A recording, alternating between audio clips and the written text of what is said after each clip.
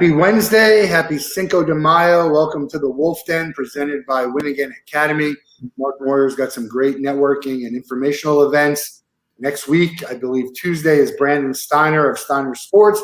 So check out winagainacademy.com. I'm Matt Wolff, founder and CEO of Ticket Time Machine. Today we have Eddie Delaney with Universe, which is a Ticketmaster company. Eddie, welcome to the Wolff Den. How are you? Matt, thanks for having me, and apologies for delay on hopping in. It's a pleasure to be working and sitting on with you. Yeah, good to have you. We're going to hit on a lot of stuff today, but tell everyone who you are and kind of what you do and what you're working on and your passion and stuff like that. Yeah, sure thing. So I've been out in San Francisco, California, for about 7.5 years. Grew up in New York on Long Island. Went to school at University of Albany in New York. My career started in sports television. My dad has been in the industry for years, 30 plus years. And that's kind of how I got my foot in the door. I started working at MSG. That was my first full-time job out of college. I worked on the operations side, and honestly couldn't have asked for a better first gig out of college as a young 21 or 22-year-old. It was really neat. I was responsible for hiring and managing the camera crews for visiting shows. So if the Cavaliers were in town playing the Knicks, they have their own broadcast back home. So I would hire, their cameramen and replay operators and A2s, audio guys. And it was incredible because I was on site, on the court, on the ice at every game that we had. So it was pretty neat. I was still living in Long Island at the time, and it was pretty great just getting out of Penn Station, stepping out into the city every day, walking across the street to 2 Penn, and then coming to the Garden for games at night. It was an interesting job though because it was full time, but at the same time wasn't much for me to do in the summer. So it was kind of like a permalance kind of job where when the NHL and NBA seasons were off, wasn't much to do. So I was, kind of just waiting to come back. And this opportunity popped up on the West Coast for the Pac-12 network. They were building their function operations team at the Pac-12. And I took the gig. I think when it came down to it, I accepted the job on a Friday and moved out the next Wednesday. So literally moved my whole life to San Francisco, and the Pac-12 was great. I was there for 4.5 years. Learned a lot. Traveled to, I don't think I made it to all the schools. I think 10 out of the 12 Pac-12. I was just going to ask that. Where didn't you get to? I didn't get to Wazoo, or what's the other one I didn't? Actually, Wazoo might have been the only one. I think Wazoo was actually 11. Washington State was the only one, which can be a little difficult getting to eastern side of Washington, or at least eastern from the coast. Wazoo's got one of the greatest stories in sports history with the ESPN Game Day, right? That flag that just. Have you heard about that? The flag that goes to every single game day. It's a cool story. Yeah, and it was great, and it was really neat at the Pac-12. So for football media days, basically, the Pac-12 asked for volunteers to help out, and I was always hat in the ring, and it was great. We went out to media days. One year it was at Warner Brothers Studios. Another year was at I think it was at Paramount, and it was just really cool hanging out with the coaches, hanging out with all the elite players, and it was interesting because I was one of them at one point, and then I felt kind of like a older guy with these young kids coming in. it was really neat, like, because at night you would hang out with the coaches and stuff, and it was a lot of fun. One year I was basically Kyle Whittingham's the Utah coach, his handler. So I make sure he was going to all his meetings on time, and literally hung out with him for the whole weekend, and he was a great guy. And actually I was working on site at a game 1 year, I think that next season, and I was literally just like helping the crew set something up. And he saw me on the sideline, came up and said hi to me and talked to me for a little bit. So that was pretty cool. And but it got to the point. I love football, I love sports. But the older I got, I realized it's more so I loved playing more than anything. And honestly, being around football that much made me miss it a lot. It made me I don't want to say long for it. That sounds a little dramatic, but it did. I really felt like I was waking up, thinking about football and going to sleep. You played in college, though, right? Yes. I played at the University of Albany. I walked on as a freshman and ended up playing 5 years there. So anyway, yeah, I just felt like, I didn't realize I had something missing, right? I felt like something. I just wasn't getting the most out of what I was doing, and I just decided to put my name in the ring and look and see what's out there, and I literally just like went on ZipRecruiter and was looking at jobs, and I started looking at this gig, and then I saw. Universe was part of Ticketmaster, and I was like, "Oh my gosh, Ticketmaster! That's amazing! Like, I love concerts. I love going to shows. I love festivals." And and I'm not gonna lie, the perks on the job posting was like free tickets to events, festival passes, and I was like, "Cool, I'm gonna apply for this job right now." I think like halfway through the application, I realized it was a sales job, and I was like, "Oh, sales!" I was like, "Huh." Well, I was like, I've always wanted to try sales, and my stepmom and a bunch of people in my life always like, "Hey, you'd be good at sales. You should try that." So I just I applied, and I guess I interviewed well, and fast forward 3.5 years from then, and I've been at Ticketmaster and Universe ever since. And the Universe side that you're on now is more it's concerts. It shows. It's not really sporting events anymore. Yeah, it's honestly, that's a good question. We do have our hands in quite a bit of different types of events. So it's interesting, right? So because Ticketmaster, is a huge company, and we have different platforms that just suit the needs of different type of event organizers. So you have Ticketmaster host, who does, what you're used to, stadiums, arenas, NBA, NHL, NFL teams. And, then you have front gate tickets, major festivals, your outside lands, your huge festivals that have RFID where you could scan in upon arrival. Then you have TicketWeb. TicketWeb is your kind of brick and mortar venues, GA, concert halls, and then Universe is kind of the versatile platform. Universe has the functionality to support a lot of different types of events. So today, like for example, I'll be talking to a concert promoter in Houston. After we talk, and then later in the afternoon, I'm talking to a partner that's doing an attraction and selling timed entry ticketing. So, you buy a ticket from 9 a.m. to 9:30, 9:30 to 10.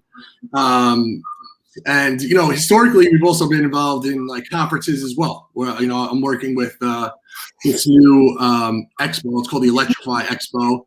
They're basically doing this fan event to come in and test all these electric scooters and bikes and cars, ATVs, things like that. So we really do. We really have a broad brush when it comes to the types of events we can support. And it's it's been great. That's why I love this job, because you're always working on something different, and you're always trying to solve a different problem. And to get back to that, what I was saying earlier, I didn't realize what I was missing, but doing this, I am I'm a passionate person, and I'm a very competitive person. So it's interesting. I didn't realize you can kind of you can kind of fill that competitive void I had with football, with a career. So it's just a really good, it's really well suited for me, and it's been going great. Absolutely love it here. Universe is its own company. It's a Ticketmaster company. Do you work for Ticketmaster or Universe? I work for Ticketmaster in the Universe segment. So how companies have different segments and segment leaders. So we're basically the Universe segment. We do operate kind of as a separate company. When I first started, we were very much so kind of just like a separate company. But literally since I got there, we've been kind of folding into more of a unified approach to supporting event organizers across the country. So when someone reaches out looking for help with an event, we have a point person that evaluates their needs, and based on their needs, you could go to host, you can go to Frankie, you can go to Universe. So that's kind of the approach we're taking. And so it's kind of, I don't know if that answers your question, but it's kind of both. We are Ticketmaster, but we still operate as our own company, but we're very tied in to the Ticketmaster. I don't know if Gavin's still listening. He is joined the show. Eddie, you and I were talking about Vegas and the Chandelier Bar in my LexisNexis days and World Compliance days. Gavin and I used to be at the same conferences in Vegas, and have had shared some drinks at the. Wait, is that Gavin Chamberlain? Yeah. No way. Yeah, so we used to share some drinks at the ACAMS conference in Vegas at the Chandelier Bar. That is incredible. That is incredible. That is so funny, Gavin. I miss you, pal. Go way. When I say way back, I'm talking to when I was like 5. Oh wow. And, his family was very involved with our Pee Wee football program. That's so fun. His dad was literally one of my first coaches, and my uncle was a Pee Wee coach and part of the Pee Wee program, and my uncle was like my first coach ever. And then once you're like 9 years old, you go to like the travel teams. And but Gavin also worked with me lacrosse too. I was a goalie. His family got me this. I was a huge wrestling fan, WWE fan. Your favorite wrestler? It was Stone Cold Steve Austin when I was growing up. Then The Rock, but definitely Stone Cold.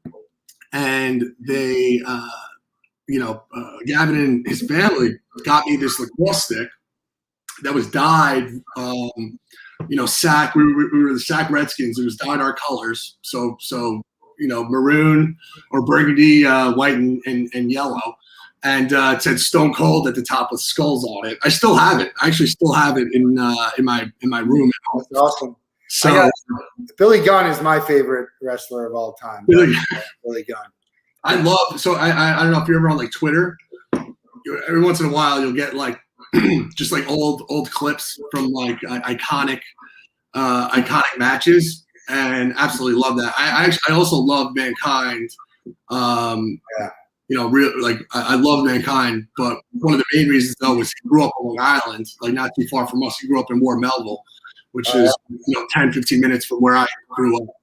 So it was interesting. I love the fact, as a young kid, you're like, oh, he's from where I'm from, so I specifically remember I loving him as well. Yeah, it's crazy how, the connections that people have to one another. You see it on LinkedIn, and, Facebook was really what's been like, oh, this person? I had that the other day with like two different worlds, someone I went to high school with and someone I've met through my work. And like, how do you know this guy? When you see a post on there. So that's a great story with Gavin. I haven't seen Gavin, in a long time. But that is too funny. Appreciate him coming and supporting you on the show here. What I want to ask about your transition. What surprised you in a bad, in kind of a difficult way, or what surprised you being easier than you thought with regards to a change of job into sales from where you are, and a change from sports to, let's just say it's event music heavy? Yeah, I would say. So do you mean somewhat like coming from my last gig to this one? You mean? Yeah. What surprised you that you thought would be much easier, that you did real well quickly, and what did you was there anything you kind of struggled with moving from those two areas? Well, I'll tell you. I'd say one thing that definitely helped me is I have zero. I'm not shy, so that definitely helped me, and I really, I had, I feel like nowadays people, it's like, calling someone, who you don't know, I feel like nowadays is kind of, not common practice too much, right? Unless you're calling like a doctor's office or something. But at my last job, I would call 50 people a day if someone wasn't able to show up to a show, and we got we're going live in 6 hours. I would get on the phone at like 6 a.m. in the morning and call someone until they answered, and they could come work on site. So that was for me, like trying to get in touch with a cool festival that I saw on an Instagram post or something. That was no qualms for me, because I was doing that for years. So that was one thing that definitely helped me. I would say a challenge, a challenge for me, which I learned pretty quickly to get over, was just those what I perceived to be awkward or tough conversations, like, hey, this isn't a good fit, right? It was really hard for me to say no, right? So I'm trying to make everything work, and maybe do a hack here or a hack there to kind of make someone's ticketing experience fit our model. Learned pretty quick. It's not the best case for anyone. So that was kind of a challenge, because I don't like saying no to people. So that was that was a hard one to get over. But yeah, one thing I really just off the bat really liked, though, was just talking to so many people. You're talking to so many people, and such a wide variety of personalities and backgrounds and experience, and just meeting so many people like yourself. I really love. Networking is a very broad term, but I love meeting someone and then thinking of that person for an opportunity to connect them with another partner of mine where they both could benefit from each other. So yeah, you've sent some people my way. It's always I'm always thinking about who could be good for something, because you have so many conversations and you just hear that click, that one word, you're like, oh, yeah, I love it. Yeah, it's great. And I love doing the show. I mean, I get to talk to, there's so many fascinating people with stories that people don't know about. They just don't know enough about it. And it needs to, we want people to tell their stories. It's fun doing it, to have the conversations like this. And we're going to talk a little bit about your story, which I think is, something that is impressive. And, we want people to know more, but also has to be something that helped you in life and like when you start figuring out, hey, I got past this, right? Like you're going to stop me because, X, Y, and Z, which is crap. No, of course not. So let's tell everyone what we're talking about. You actually received an award from the university. So tell everyone about that, because that's man, that's something, right? Yeah. I mean, I was absolutely blown away and honored. I received the Albany Excellence Alumni Award, Outstanding Young Alumni. I was blown away and honored by it because I bleed purple and gold. I am such an Albany guy, Great Dane guy, so was so honored to receive that. But when I did some research after learning what I was receiving, I found out that Aquafina, the megastar, won the same award the year before. So I was like, dang, I'm in good company. And then I did some digging on the other award winners in for the gala. And I'm not gonna lie, after that, I was like, man, I do not belong here. I am completely out of place because we had a literal rocket scientist. We had this amazing woman who kind of oversaw the New York response to COVID. We had a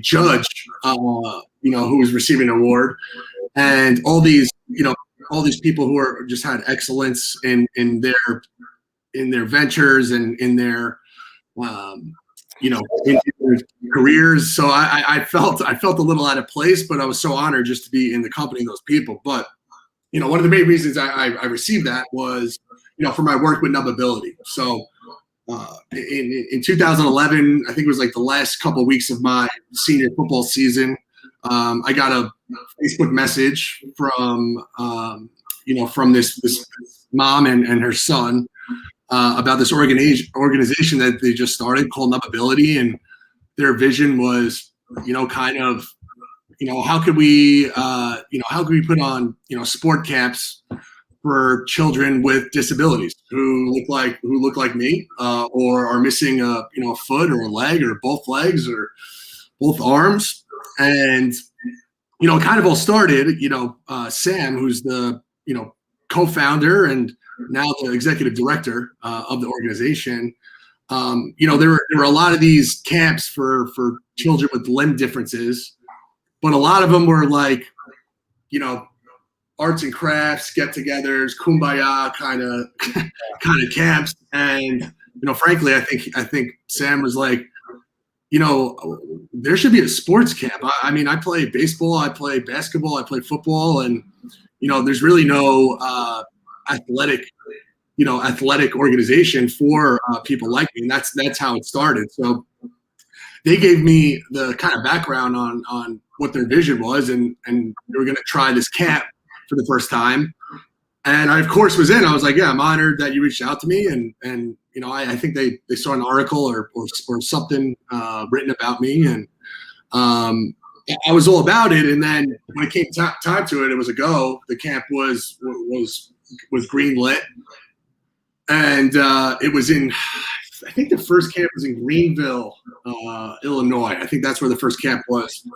And frankly, I was just out of college. I didn't have money to pay for it, and I was like, I would love to come. I just don't have the money to pay for that trip right now. I'm sorry.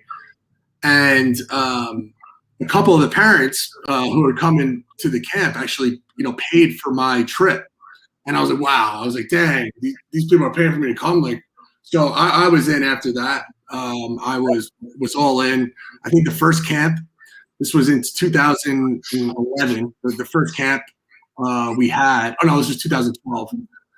I think we had 18 campers and 7 or 8 limb different coaches, and I think we had 4 or 5 sports.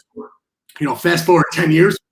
That's crazy. 10 years from then, we have hundreds of limb different children from 4 to 17. And we have like 80 plus coaches, and I think we have 20 plus sports.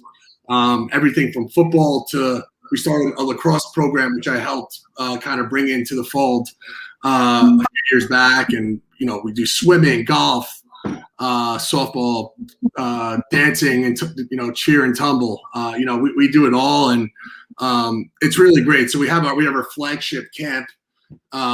That's the 3rd week of July every year, which is in DuQuoin, which is in southern Illinois, and it's really it's pretty amazing because it's a small town, and you have like thousands of people coming in, because we have the families come, right? So families, siblings, all come in and just kind of take over this town, and it's like NubAbility everywhere. There's a bunch.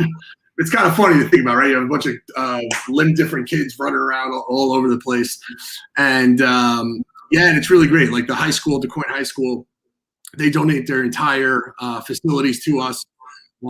Organizations donate their time and provide meals for all the campers and all the coaches. Families donate their houses to put us up to stay in, and it's really it's pretty amazing having all these people come together and put on these camps. That's not the only one we do. So that's like our flagship camp that we do every year. But we also have a bunch of satellite camps. We have we have one we do in Texas. We have one in Seattle. We do a snowboarding skiing camp in Boise. We do a Florida, a baseball camp with the Minnesota Twins. So it's pretty remarkable. We've kind of really spread our wings out, and at the end of the day, it's like we're just trying to help as many kids as we can, and that's our mission statement. Like, how can we help more kids? Because I was very lucky. I was raised by two parents who were like super supportive and never really held me back. Right, like I was playing pee-wee football when I was young. I was playing t-ball and every sport under the sun. So my parents were supportive, but they never held me back, and that was huge for my personality, my my competitive nature, and not every and I totally get it. Some parents, if your kid's born or has like a traumatic accident, and you're kind of if you're worried about your kids, so you're always looking out for them. But sometimes you might hold them back too much, which isn't gonna support them in the future. So what the best thing for me about camp is sometimes you get these kids who are shy, or maybe they're kind of on the sidelines a little bit, and then by the end of the camp they're like leading drills, coming in and breaking down the huddles and things like that. So it's really remarkable seeing a kid's confidence grow even in the span of a weekend. Yeah, I mean, when we go back to the award, I mean, the stuff you do is inspiring for people to see you play. It doesn't happen that often, right? Jim Abbott was my first memory of someone, and what he did was incredible. Shaq Griffin just got drafted. He's in the NFL, right? We both know Zach. He played for the Gators for a little bit. And there's another guy. I just saw a video of this guy with one arm. Incredible. I mean, this guy's like a top recruit, and I don't know where he's going to school, but man, the video was just incredible. Basketball lends itself to that, and football also. Certainly tennis. I don't necessarily need my other arm. Right. Tennis, maybe to serve, but how good are some of these athletes? I mean, is there an Olympics? Are they Paralympics? They're not special. Yeah. So we have a number of people who play on the Paralympic teams. So some in the Special Olympics, and not so much Special Olympics, more like the Paralympics. But yeah, we have some amazing athletes. And Zach, to that point, Zach is he's a stellar guy, and he started with us when he was a young 18-year-old, and in the I think it's been 7 years, 6-7 years. I've been coaching with him.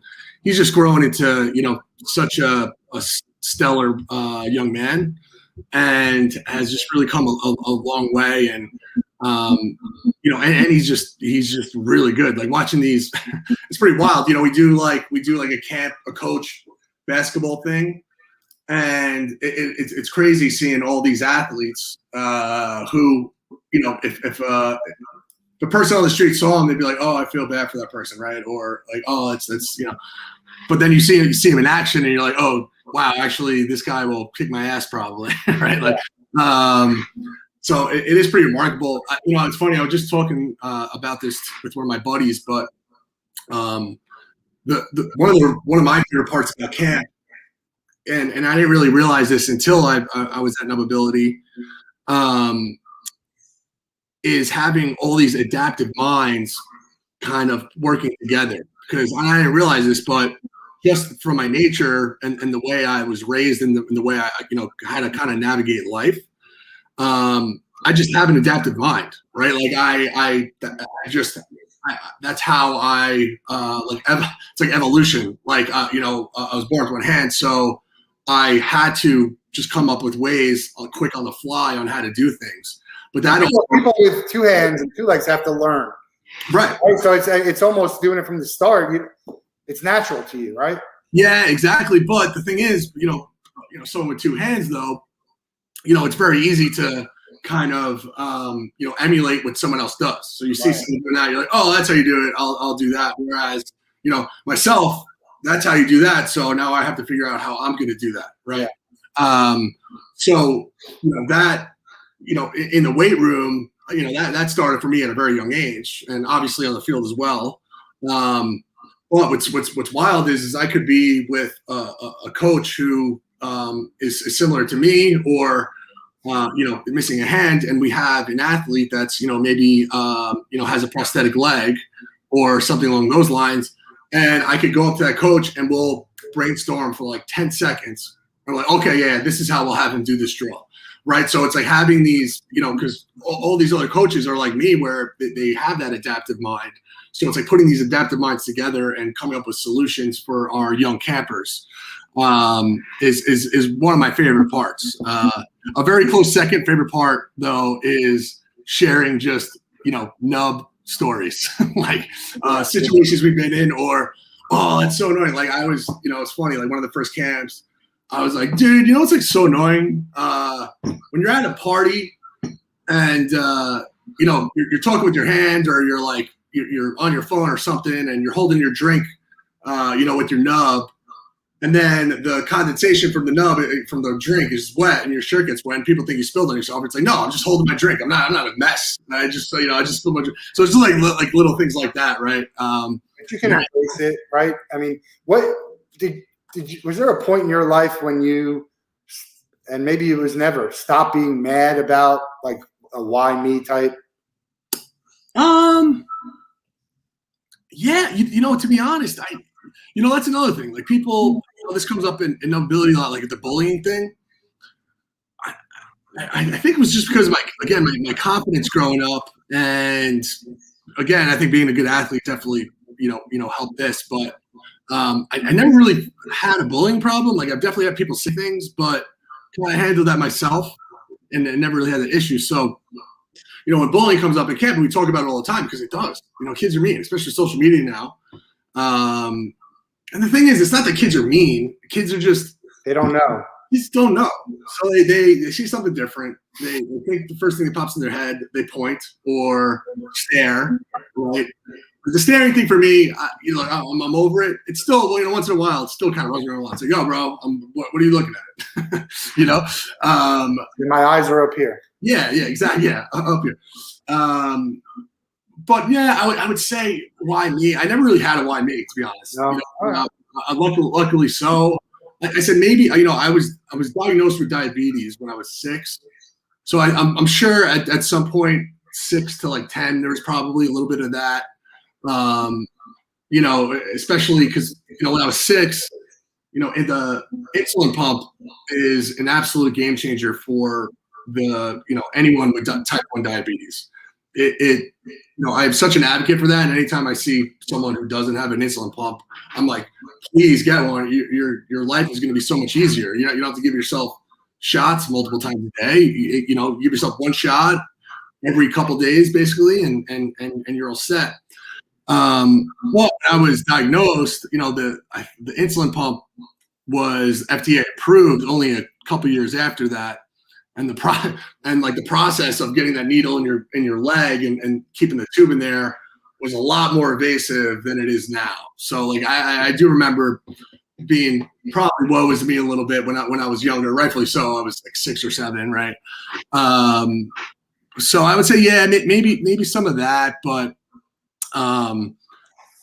you know, at the end of the day, it never stopped me from playing sports and stuff, and you know, just kind of viewed it as, yeah, so what? I have diabetes, so what? I could still do whatever you do, you know.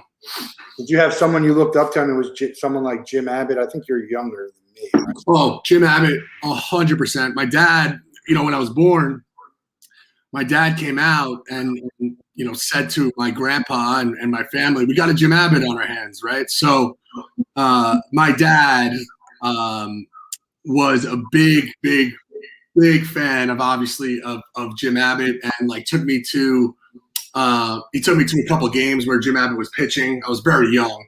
I specifically had this remember my dad carrying me up to like the dugout and being like, Jim, say hi to my son, and waving at me. And then fast forward, I think to my senior year of high school, my dad helped launch the Yes Network in New York. He was the EVP of the Yes Network and kind of oversaw all operations. And there was this charity event in Nassau County, and that Jim Abbott was presenting at, or maybe he was getting an award at. I don't remember specifically. And it kind of came from a full circle. I met Jim Abbott there, and I told him, I was like, hey, I looked up to you so much.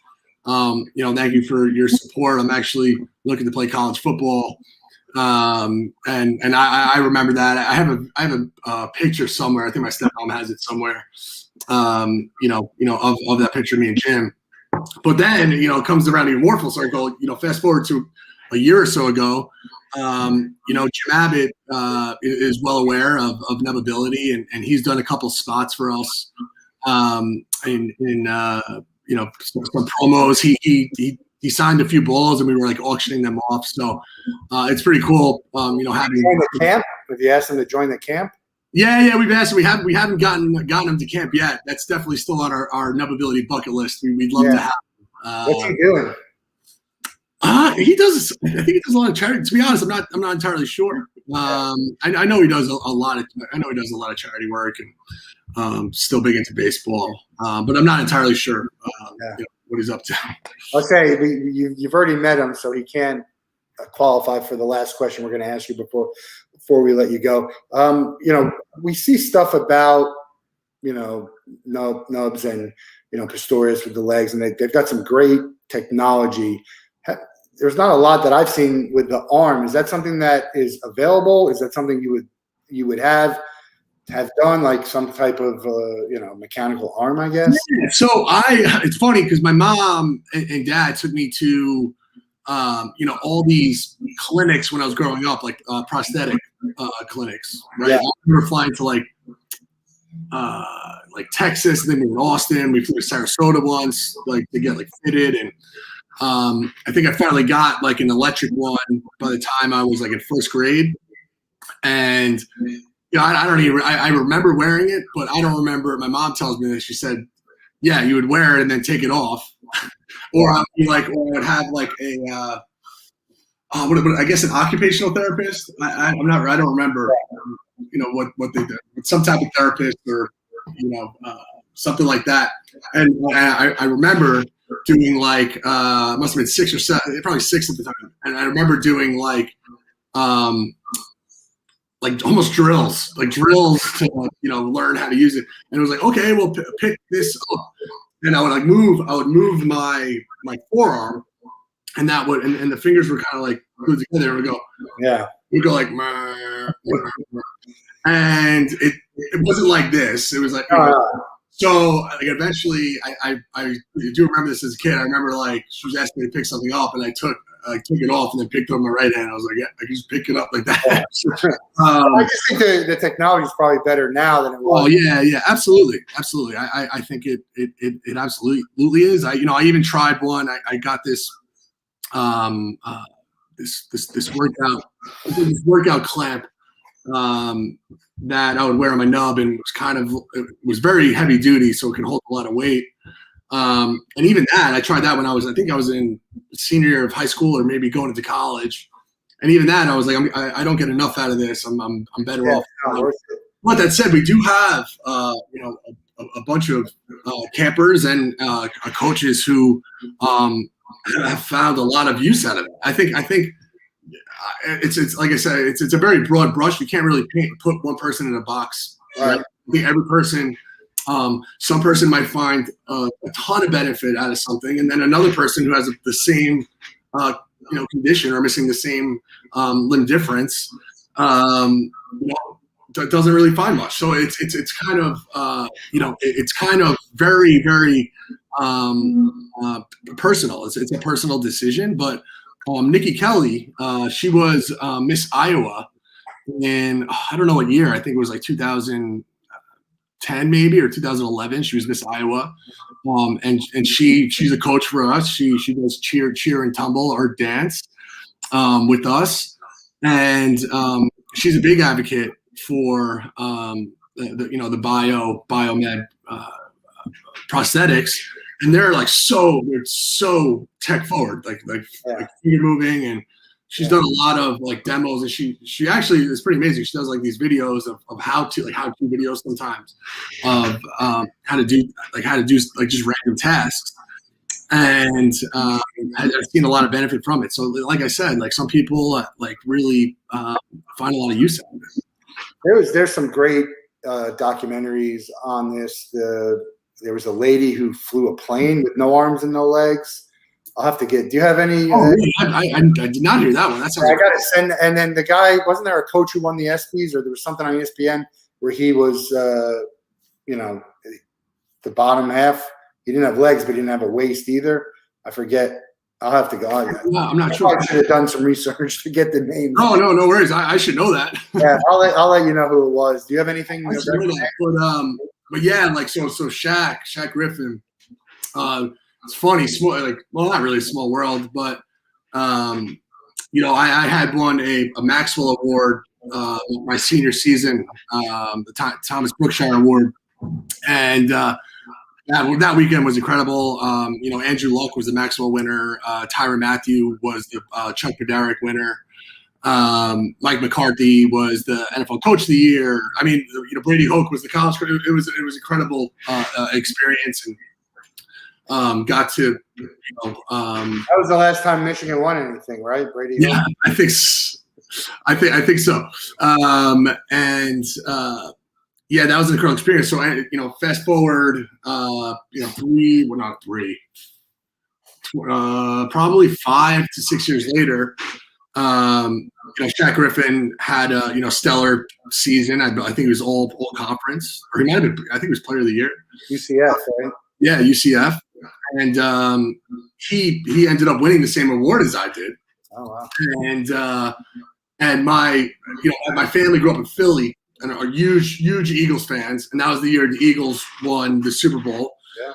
And Carson Wentz won the NFL Player of the Year, and Peterson won the Coach of the Year. And my uncle was like, Eddie, we're going to Maxwell Awards, and you need to come. Like, you're coming. We're going to Atlantic City. My grandparents live in Atlantic City. And I was like, I can. I was like, I just I just can't book this flight. My uncle's like, I'm buying your flight. You're coming. You're a made man at the Maxwells. We're going. And I think at that point, I didn't even realize, Shaq had won that award. So we go to the awards, and it was different from when I was there. I think when I got the award, it was kind of like a dinner ceremony together, where this one was more of like a dinner, and then the ceremony. The award ceremony was in like a theater. It was like in a theater at the Tropicana, I believe. And Shaquem and Shaquille were sitting up front with their mom. And like 10 minutes into the award thing, I was like, looks like there's a seat up there. I'm gonna go sit up. I'm gonna go hang out with Shaquem. So I went up. He was like, no way. He was like, I remember I've heard about you before, something along those lines. And gave him a hug, and I was hanging out with him and Shaquille. and his mom gave me a big hug. And the next season when he got drafted by the Seahawks, we literally, that's how our Seattle cap started. We knew we booked it around the preseason game because he's a rookie. We're like, oh well, preseason maybe he'll get some burn. Let's go to this game. So it was incredible. We had an amazing camp. The Seattle cheerleaders came to our camp, and the Seahawks donated I think 50 tickets for our kids and their families. So we all went to the game, and then we got down to the field, and all the kids were standing down there. And after the game, Shaquem came out and talked to the kids, took pictures with the kids. It was a great experience. But look, so seeing a guy like Shaquem on the big stage, it just does so much for the children. It does so much. Anyone, and to see them succeed in a lot of different things, obviously, but sports, if that's something that they can understand that they can do and feel confident about, that's good. I know we're running out of time. We're going to get a couple quick ones here. Oh, sure.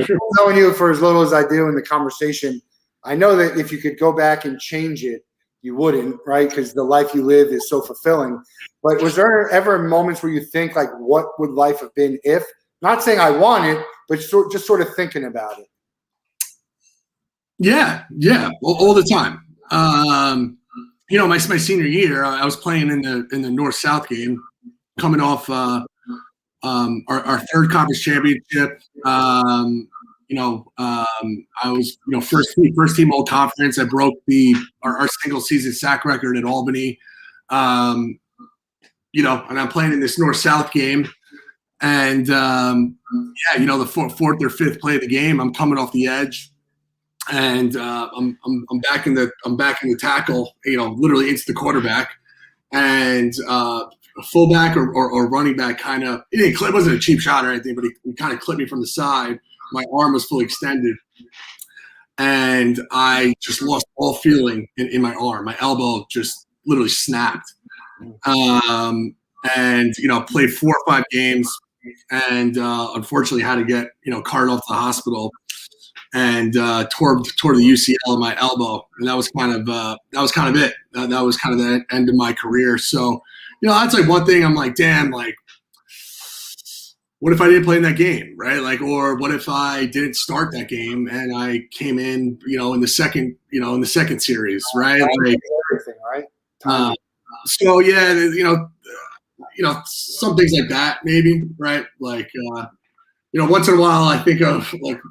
Recently, I think of, dang, what if I got into, sales, or what if I got into Ticketmaster when I started at Pac-12? Like, maybe I would, who knows, maybe I'd be like so much further in my path here. But again, it's like, who knows, like maybe I would have learned all the things I did to get me where I am now. So it's like, yeah, I have a couple of those, but don't really dwell on it too much. I started taking time machine in my 40s. I wish I would have done it 10, 15 years ago, but there's, timing. A lot of it has to do with the timing anyway. Right. 2 last quick questions. Yeah. Give me your Mount Rushmore of football. Oof, that's a good question. It could be your favorite. It doesn't have to be the best, but maybe your 4 favorite or the 4 best. I'd say Brian Dawkins. John Elway. My favorite. Randall Cunningham. Mm-hmm. And I'm thinking my last one. My wife's a Philly girl. She loves all the whole family's big Eagles fans, and she loves. Maybe Reggie White. I know that's a big. I'm a little biased. That's all right. That's who you are. It's your favorite. That was on my Mount Rushmore of all time for actually having something done with that. Last question. We'll get you out in here the same way we get everyone else out. You have 24 hours. You can pick whoever you want. They have to be living, and you can have met them before to spend a day with. Who are you picking, and what are you going to do? That's why I said no Jim Abbott, because you already met Jim. But who would you pick, and what would you guys do? We're going to make it happen for one of our guests. Interesting. That is a great question. You're putting me on the spot. Could be sports, entertainment. I would love to hang out with Bill Murray. Bill Murray, man. I would just love to just have not even hang out with him for 24 hours, just have a beer with Bill Murray. I feel like it would be a phenomenal experience. Where are you going to have that beer? Where? Ooh. Where?